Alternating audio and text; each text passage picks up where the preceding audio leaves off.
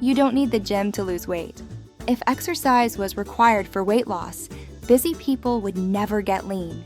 Here's how to lose weight without exercise and why it actually works. Exercise is great for health, but weight loss is controlled mostly by habits, hormones, and food signals. Fix these, and fat loss happens even without workouts. Most people try to eat less. That just makes them hungry. Instead, eat protein first. Add fiber-rich foods. Reduce sugar and refined carbs. When hunger is controlled, weight loss becomes automatic. Late-night eating keeps fat storage hormones high. Simple rule: finish dinner 2 to 3 hours before bed. This alone can trigger fat loss.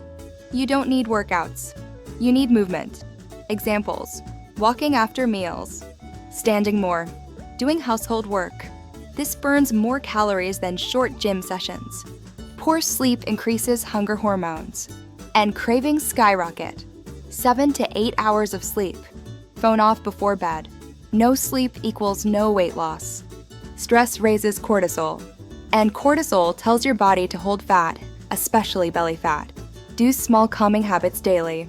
Calm body burns fat. Exercise helps, but it's not mandatory.